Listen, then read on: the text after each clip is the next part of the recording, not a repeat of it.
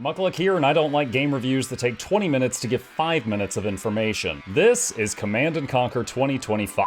Tempest Rising, a single and multiplayer real-time strategy video game. It is available on PC and is not ESRB rated at this time. In full disclosure, I received this game for free as part of my work when I did a 2-hour sponsored stream for them, but my copy kept blasting music that made my brain make the happy juice, so I finished the game and am now going to tell you about it. The goal of this review is to determine whether or not this game is worth its time and price tag for you. The game's setting, with no spoilers beyond the tutorial. In 1962, the Cuban Missile Crisis ends in cataclysm. From the irradiated ashes, flowers bloomed, and the various nations declared a ceasefire. Strange vines began emerging from the earth, most commonly in areas with large amounts of radiation. This material was packed with energy and became known as Tempest. The game focuses on the stories of two factions. One is the GDF, or Global Defense Force. Self-styled as a peacekeeping force, the GDF are well-trained, well-funded, and specialize in analyzing and shutting down battlefield threats. Opposite them is the Tempest Dynasty, a collection of European and Asian nations united to stand against occupation by the GDF and are willing to do whatever it takes to achieve victory. The general gameplay.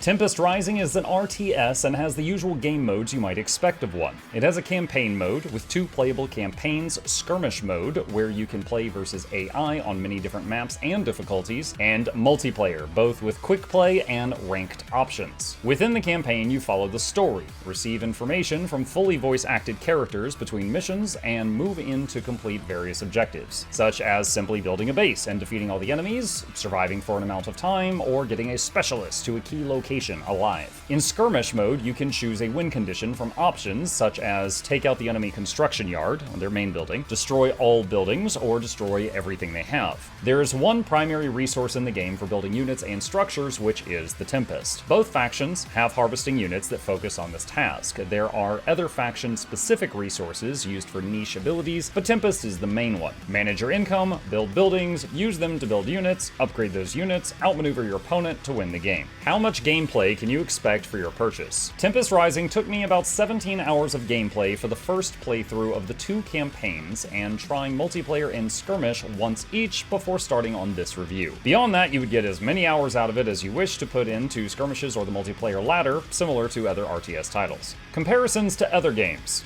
The big one here is Command & Conquer. Growing up, I played a lot of CNC Red Alert and Tiberian Sun, and this has a lot of similarities to those. The way the resource gatherers operate, the buildings unfolding, engineers that capture structures, specialist units that are very strong but costly to lose, face-to-face mission briefings, and much more. I've played dozens of other RTS titles, but CNC was clearly the driving inspiration behind Tempest Rising. Graphics and sound. The game's graphics were reliable RTS, with clearly distinguishable units and the unfolding buildings similar to CNC. In between every mission of the campaign were cinematics showing the story unfold with units out on the field or you receiving your mission briefing. The sound cues for units were reliable. Stay kind of holding ground. You got it. I see it. Ryan Medic reporting. But what really stood out in the sound department was the music. Frank Klepacki, who is behind the music for the Command & Conquer series, among others, is one of the composers involved in making the music you jam to while playing. Proceeding.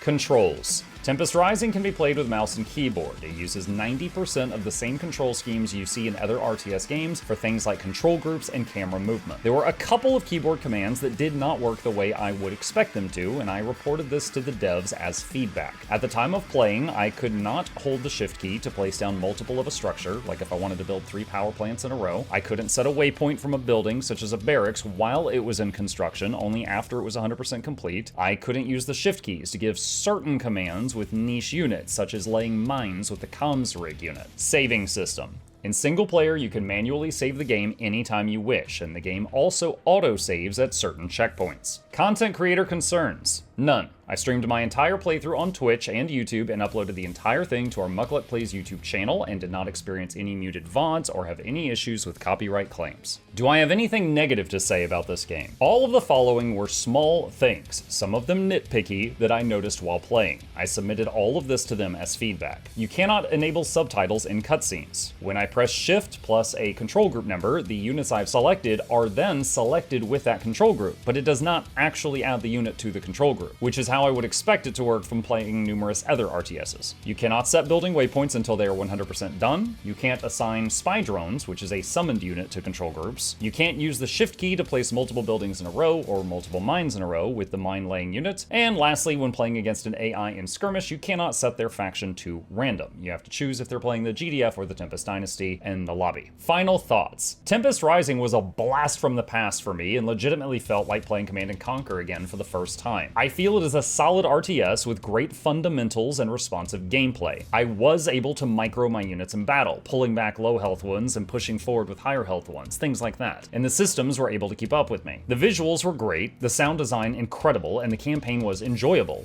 Not stellar, but quite enjoyable. For me, for these reasons, I feel that in regards to time and cost, Tempest Rising is worth it. Now, after hearing all of that, what do you think? Is Tempest Rising right for you? If you'd like to see more before making a decision, you can see my own playthrough linked down below. While 2 hours of my gameplay were sponsored, the rest of it, and also this video, were not. So if you enjoyed it, please consider hitting that like button to help us out with the YouTube algorithm, and subscribe for more content. As always, a massive thank you to our dear patrons who make content like this possible. If you'd like to become a supporter and earn early access, there's a link to that in the description. Happy gaming!